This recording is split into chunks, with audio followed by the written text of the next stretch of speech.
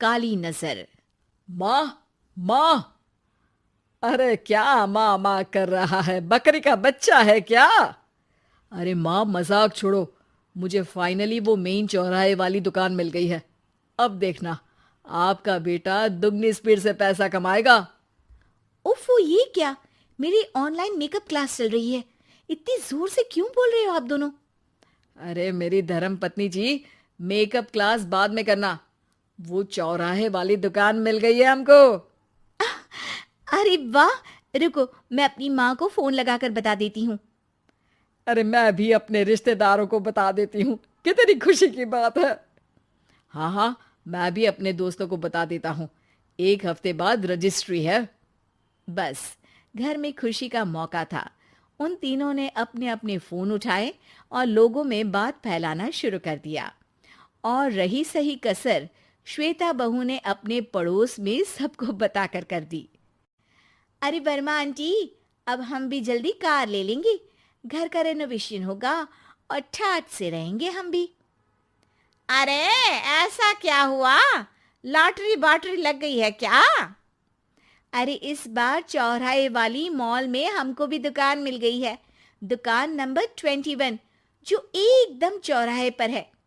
अब ग्राहक बढ़ेंगे तो आमदनी भी बढ़ेगी ही ना। अरे वाह, कितनी खुशी की बात है। मैं बहुत खुश हूँ तुम्हें इतना खुश देख के। बाकी एक बात कहूँ, सबको मत बताते फिरना। किसी की नजर लग जाएगी तो खुशी की खबर वापस लौट जाएगी। हैं? ऐसे थोड़ी ना होता है। अब डरा रही हो। अरे सही कह रही हूँ। काली नजर कहते हैं इस चीज को। जब आप किसी को कुछ बताओ और वो काम बिगड़ जाए। अरे लेकिन मैं तो। तुमने सबको बता दिया ना? हाँ, फोन लगा लगा के। अब बच के रहना। काली नजर बड़ी खतरनाक होती है। श्वेता इतनी खुश रहती है कि वो वर्मा आंटी की बात पर ध्यान ही नहीं देती, जबकि पड़ोस में और भी लोगों से खुशी की खबर शेयर करती रहती है। अगले दिन राजेश बहुत दुखी होकर घर आता है। अरे बेटा, क्या हुआ? मुंह क्यों सूजा हुआ है? मधुमक्खी ने काट लिया क्या? माँ, वो दुकान किसी और के पास चली गई। किसी ने ज्यादा भाव लगा दिया। अरे पर बात तो आपसे हुई थी ना उस दुकान वाले की। हाँ, आज मैं टोकन अमाउंट देने गया था, तब मुझे पता चला। कोई आकर सुबह मुझसे पहले ही ज्यादा अमाउंट दे गया। काली नजर। क्या? क्या कहा? वर्मा आंटी ने समझाया था कि किसी को बताना मत, वरना काली नजर लग जाएगी। अच्छा, तुम्हें उनकी बात मान लेनी चाहिए थी। उनकी बात मान लेती, लेकिन उसके पहले ही सबको बता चुके थे ना हम तीनों। अरे अगली बार से ध्यान रखेंगे। कोई भी नई चीज होगी तो किसी को नहीं बताएंगे। तीनों कुछ दिन ऐसे ही रहते हैं, पर एक दिन श्वेता को एक मेल आता है। राजेश, मेरा ऑनलाइन मेकअप कोर्स कंप्लीट हो गया। अब मैं खुद का पार्लर खोल सकती हूँ। अरे वाह, अपने मोहल्ले में ही खोलते हैं। ये जो घर के सामने दुकान है ना, वहीं। हाँ, यहाँ सस्ती भी मिल जाएगी। अगले दिन श्वेता वर्मा आंटी के पास जाती है, मिठाई का डब्बा लेकर। अरे आओ आओ, कैसे आना हुआ? जोर से नहीं बोलूंगी। वो सामने वाली दुकान है ना, वहां मैं अपनी पार्लर की दुकान खोलने वाली हूँ। उसकी मिठाई है। अरे वाह, बहुत बधाई हो तुमको। हाँ, मैं कमाने लगूंगी तो राजेश पर पूरे घर का बोझ नहीं रहेगा ना आंटी जी। ये तो है। पर ये बता कि तूने ये बात किसी और को तो नहीं बताई ना? अरे नहीं नहीं, पिछली बार गलती कर दी थी। काली नजर लगी किसी की और राजेश के हाथ से वो दुकान चली गई थी। सबको मत बताना। चलो मैं चलती हूँ, कल दुकान की बात करने भी तो जाना है। अगले दिन श्वेता दुकान के लिए मालिक से बात करने जाती है। अरे लेकिन दुकान तो हम कल रात को ही किसी को दे चुके हैं। कल ही? हाँ, कल ही।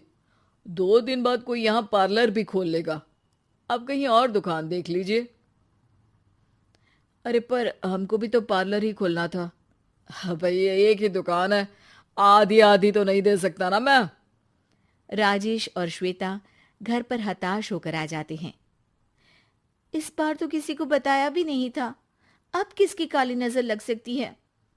सुनो, तुमने माँ को बताया था क्या?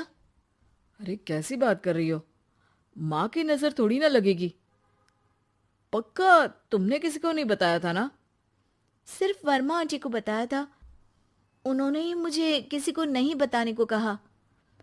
अरे यार, तुम भी सही हो, मेरी माँ को नहीं बताने को कह रही हो, पर वर्मा आंटी को बताना तुम्हें जरूरी लगा।